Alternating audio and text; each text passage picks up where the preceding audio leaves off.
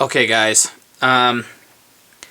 this is a video that I have been really looking forward to doing, and a video that I have been really dreading doing, and that is I'm comparing the Glock 17 with the M&P 9mm, both 9mm pistols, and we're gonna go break it down here, and hopefully I cover everything that I want to cover in this. This is going to probably be a multi-part series, just because there's so much to talk about with these two guns. So,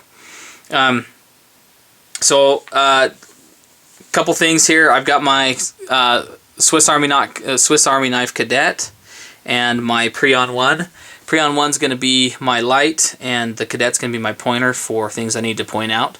So, I'll move those off and out of the way. First things first, a little disclaimer here, okay? I'm neither an expert on Glocks, nor am I an expert on the M&P series of pistols.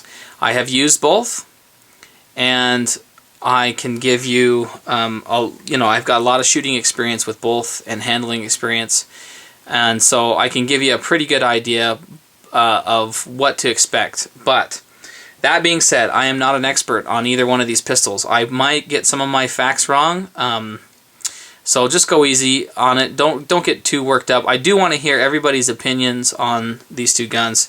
Personally, I believe they're the best. They're the two best options 9mm wise on the market right now. Well, I guess they come in different calibers, but I think they're the two best polymer frame pistols that you can get on the market at the current moment. So, let's see. Disclaimer. Yeah. So, just take it easy. Don't get too worked up. I know there's a lot of people out there that are fanatical about one or the other, and that's fine. Pride of ownership comes into play big time when you're talking about these pistols. But so the other thing is, that I want to disclaim right off the bat is I really don't do too well talking to myself into a camera. I tend to repeat myself, and I'm thinking one thing and it doesn't come out right. So just bear with me. I'll try to get my thoughts out as clear as I possibly can for you, so that this video is the best it can be. So, because I really do want to make this video, I do want to compare these two pistols because they are my favorites, and this might help someone in purchasing their first pistol for home defense, for carry versus whatever. So, anyway, we'll get on with the review here and the comparison. And so I just wanted to get those out there in the open. So what we have here is we've got our Glock 17, and this is a 3rd generation. And I do not have a 4th generation. So, but as a fair comparison, these two pistols are about the same age. When this was purchased, there was no Glock, or there was no Gen 4 on the market. So this is a fair comparison straight across. You can compare the 4th gen with the M&P all you want, and that's fine. But we're just going to stick with the 3rd generation. I do also have a 1st generation that I could roll in as well, but I'm just not going to do that at all.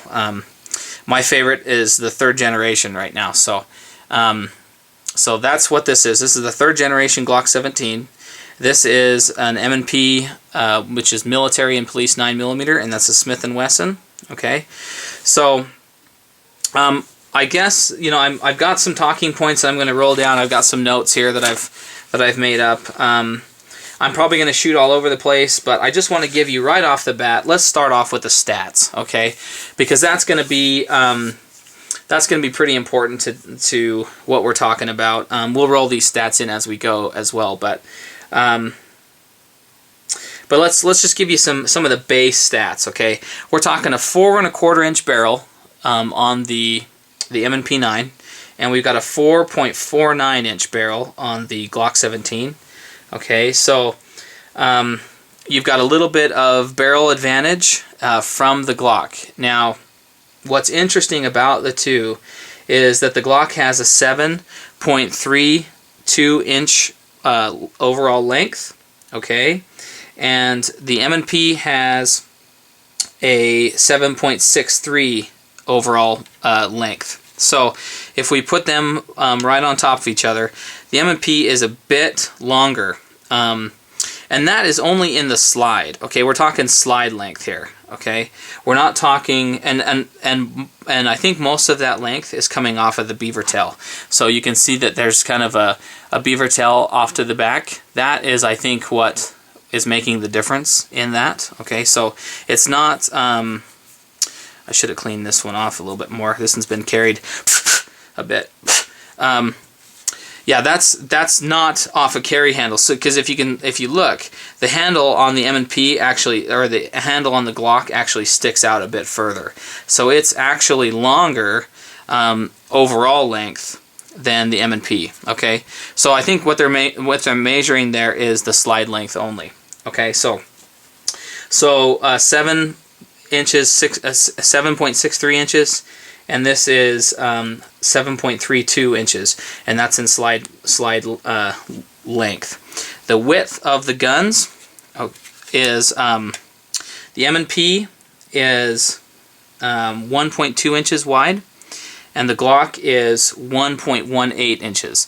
So the Glock has it beat. Sorry, I'm reading my stats and not looking in the camera.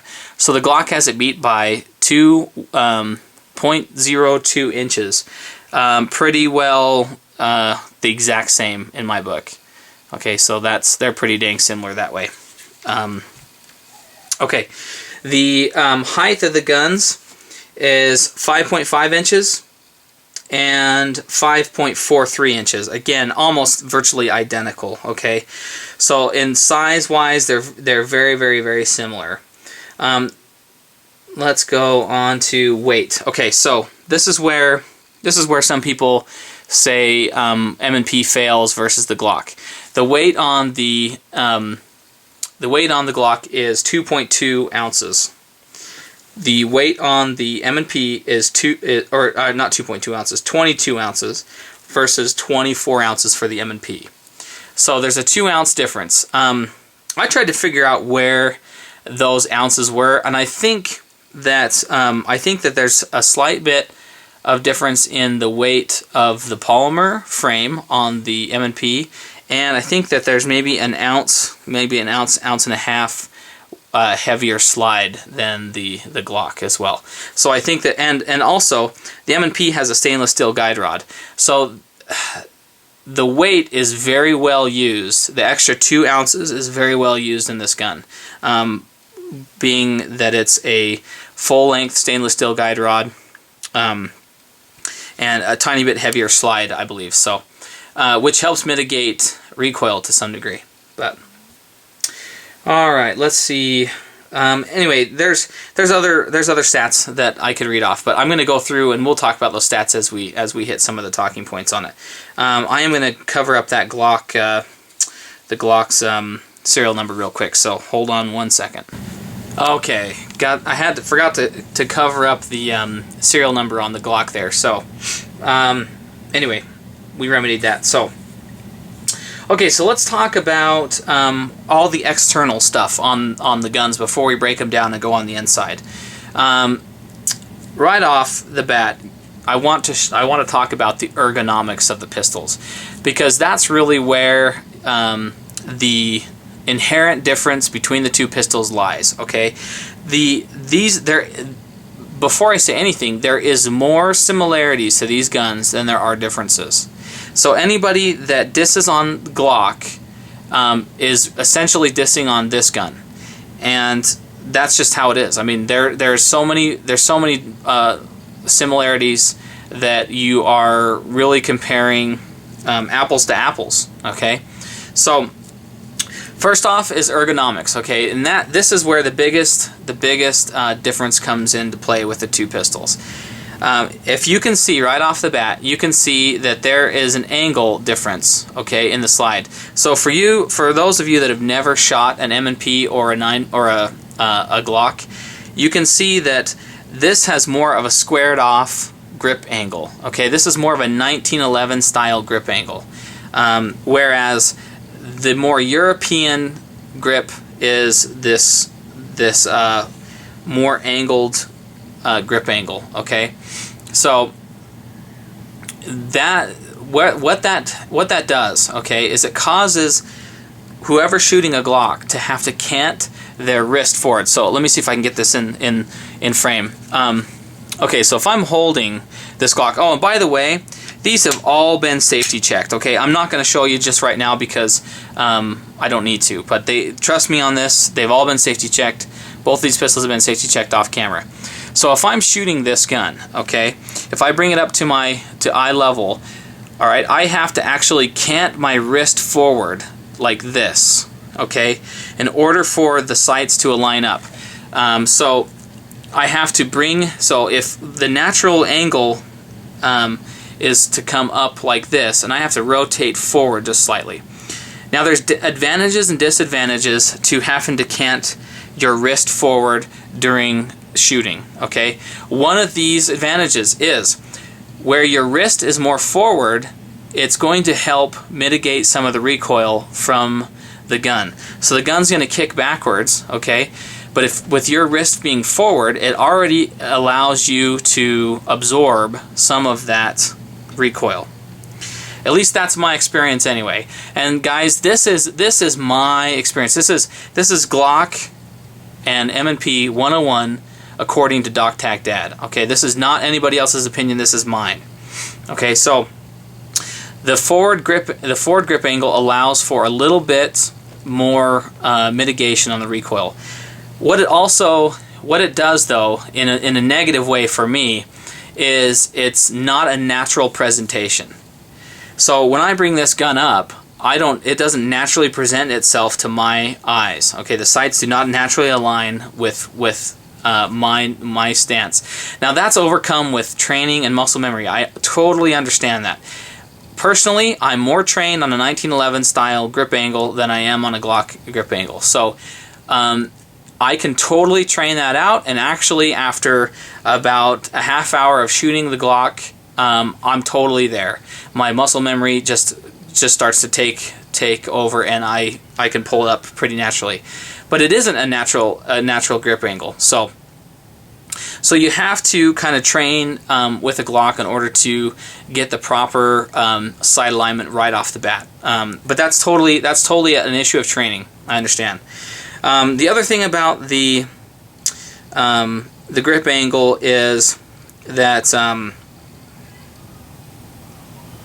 actually I totally had a brain fart there, so I'll move on. If I think of it, I'll come back to it. But anyway, so that is one of the biggest difference in ergonomics between the M&P and the Glock. And now the M&P, just when I pull it up, my sights, the sights just align perfectly for me, and they're right on, and I can commence shooting immediately with the M&P. So I prefer, okay, grip angle between the two. I prefer the 1911 grip angle. It's more natural. It's more natural anatomically for people, and I just prefer it. Okay. But like I said before, it's a training issue. You can train yourself into this being natural. Okay, so just to put that aside.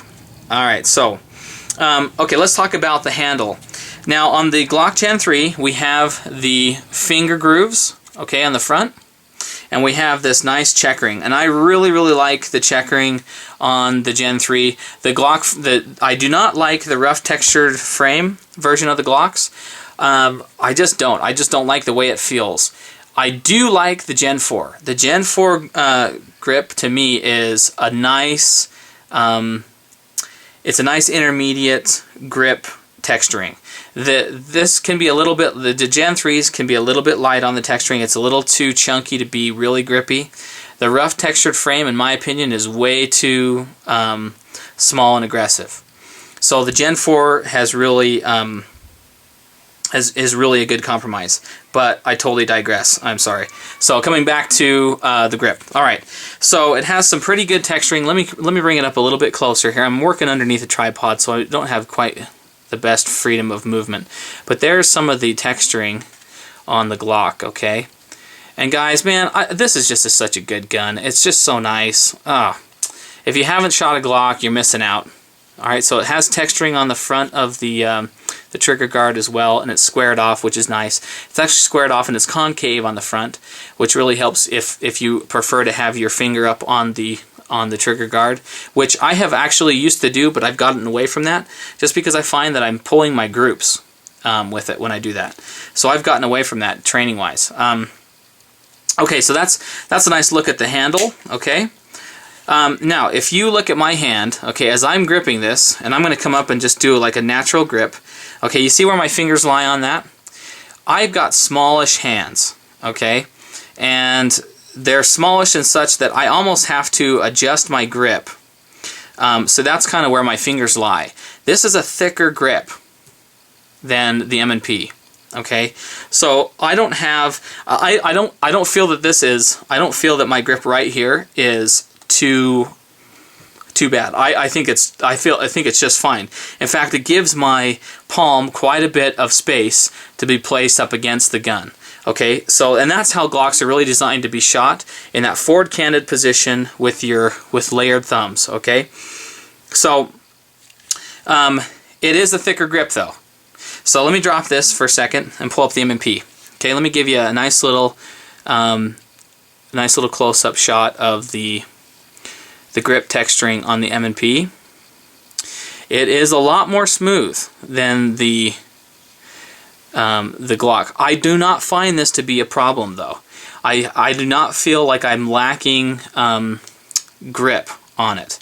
Okay, so now if you look at the difference, you see how my fingers kind of land right in smack in the middle of that grip, wrapping around, whereas on the Glock, I've got a little bit less. Okay, it's like on the first 1/3 of the grip. So it does have a little bit thicker grip than the M&P. The M&P, like I said, it's nice and contoured. The angles, let's see, the angles are really contoured to fit the hand. My hand just comes right up, snugs right up underneath that beaver tail, and just grips really nice. So I prefer the grip thinness of the grip on the M&P over the Glock. So that's one thing that the M&P takes home, is ergonomics are phenomenal. Now, the trigger guard is more rounded on the M&P, and it's not as textured. There's no texturing in the front. So if you prefer to put your hands up here on the thing, you're going to slip off a bit. Like I said, though, I've trained myself out of that because, and I kind of keep my hands up underneath the trigger guard quite a bit, because as I was shooting, I was pulling with that finger and I was shooting to the left more. So I got rid of that. Okay, so anyway, that's the difference in handles on the Glock and M&P. So one thing that's different on the M&P handle-wise versus that of the Gen 3 is that the M&P has removable back straps, and let me just show you that right now. If you release the mag, you have this little thing on the back here, and if I can turn it, it's a pain in the butt actually. Okay, actually let me get something here to do it with. If I don't, I'm going to tear my hand up, and red hands will not be good for the review. I don't want to have to wear gloves. Okay, so you turn it, and then what you get is you get this punch that comes out. Okay, this is actually a takedown tool for the rest of the gun, but what that also does is it allows this back strap to come away. Okay, and this comes with small, medium, and large back straps. This is actually the small, and you can see it says small on the inside. Because I do have smaller hands, I like to have the smaller grip. It just fits me better. So that is the, see if I can get that back in now. Okay, so that is one thing that the M&P has over the Generation 3 Glock and the Generation 2 and Generation 1, is that it has removable back straps. Now, the Generation 4 does have back straps that can build up the back end of the Glock, and so really Anyway, I'm not going to digress to Gen 4s. I'm just going to review this, okay? Well, no, I am going to talk about Gen 4s because this really is a comparison between Glock and M&P. So the new Generation 4 has, when it comes stock, it has a little bit less of a palm swell here on the back. And you have the ability to put on additional palm swells. Okay, so it comes a little bit thinner, which I actually prefer. I do prefer the Generation 4 ergos to the Generation 3 without any back strap on it. If you put the the first back strap on, it goes back to the same as the Generation 3 ergos. If you put the other strap on, it's the other back strap on, it goes to a little bit larger grip. So I actually prefer it with no back strap on the Generation 4, and it fits a lot better. So anyway, there's the difference between the grips, okay? And if you feel like I'm beating this to death, I think that it's just really, really important, the ergonomics of the pistol, or the grips, because that's one of the major differences between these two pistols. And I think without really digesting that, then you're not gonna be able to decide the difference. But okay, so moving along off of the handles,